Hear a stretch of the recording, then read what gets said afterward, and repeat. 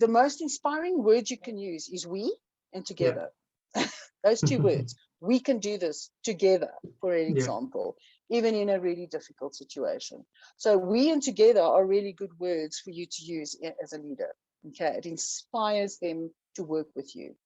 Right, the next one is encourage self-development. Okay, so inspiring leaders want their people to develop.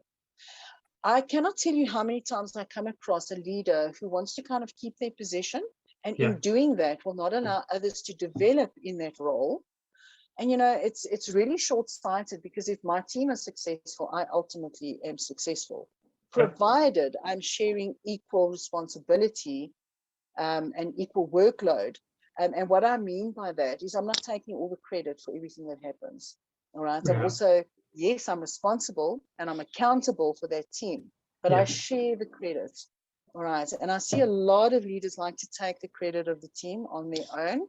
And I think that's one of the biggest mistakes we can do. So encourage self-development, encourage people to foster physical, intellectual, emotional, and spiritual growth and well-being, because that's really important. Okay. I'm going to harness here on spiritual growth and well-being. I mean, if you consider COVID and the effect it's had on our psyche, I read the other day in a research paper that we have more or less the same amount of suicides that we have in COVID deaths.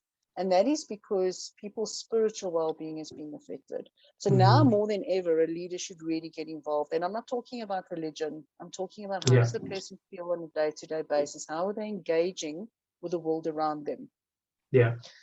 Right. Then I believe you should acknowledge. Acknowledgement is really, really important. So as a leader, and remember, you may not have a team. You might be working from home. You still got a family. You still got friends. Are you engaging and acknowledging?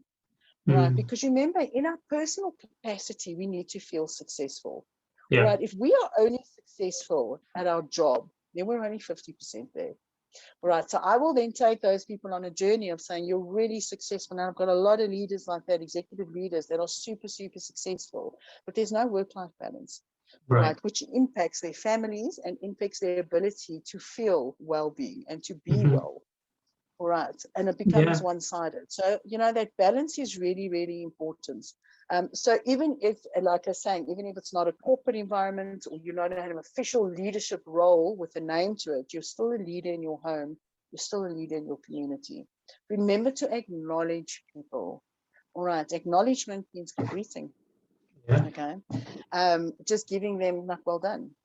So it is known that across the world, people do not leave jobs, they leave managers. Okay. This is, so I did a lot of recruitment in my life. And one of the key principles is that people leave managers, they don't leave jobs. All right. Because, and I think it's up to 70% of the time. All right. It might even be. So it's really, and one of the complaints that people have had about leaders is they never acknowledge my time. They don't acknowledge me. They don't acknowledge my effort or any extra things that I do or don't do. Just the mere fact that they don't greet me tells me that they cannot acknowledge me. So acknowledgement is really important for people to feel safe, for people to feel like we belong, to feel like we matter. Okay. And through appreciation, we can address and inspire other people 100%.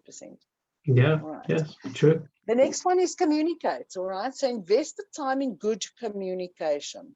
All right. That's inspiring leaders understand the impact of great communication and the harm of poor communication. All right. And then listen. This is something that a lot of us struggle with. Okay. Through my 30 years of lecturing at varsities, my biggest problem and challenge was always listening, either my own listening or other people listening. And what is listening? Listening is when you actually hear with your ears. Okay. You're processing with your brain. And you're listening to the emotion as well.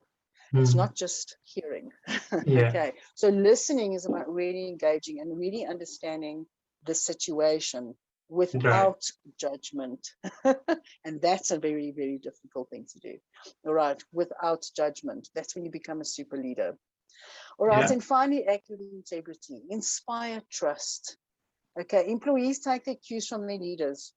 All right, that's a fact. All right. So to believe in their leaders, they must believe them. All right, they must believe them in every word, and they must believe in them, that they are the guys that are going to take them to the next level. Yeah. Right. In your business, if you are working on your own, how do you lead yourself?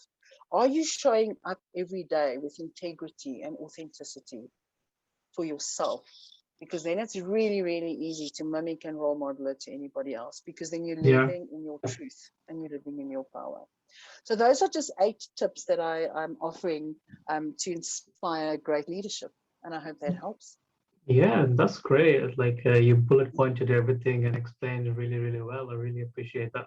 Obviously, our audience is going to get benefited from it.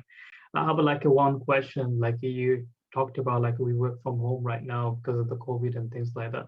Yes. And that came with my company as well. We had a company in a city and what is a team of 6 people. But right now, we all working from home. So like being a leader and everything, managing my team is to be more like face to face. So right now we do like a Zoom meeting and grown there. So those like many businesses did the transactions similar to this one. Like even the big companies like a big banks, they reduce them staff from like working on offices to working from home and remote. So as a leader or like developing the leadership, how can they improve like virtually comparing to like how it used to be like face to face?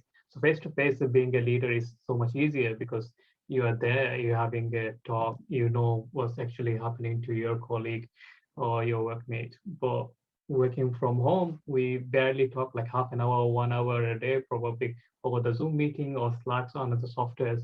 But it's not like communication is happening how it used to be like a face to face. So what do you like to say about that? Yeah. So look, I think that the basic characteristics of human nature remains the same. All right. So I think that we all have a need to be acknowledged, engaged with, etc. But I think what we need to practice here in this case is ethical leadership. All right, because you're working on your own. All right. Yeah. Nobody around you to check up, no team meetings to encourage you, to put you in line, etc., which we still have, but not as much as we used to. So ethical leadership here is really important. What is that? That is justice. So do what you said you were going to do fairly. Right? Don't say you're working 8 hours, but you're actually only working 4, for an example. Okay. Respect others. Okay. And respect yourself, first of all, to get up on time, to deliver what you need to do, and to engage when you need to engage.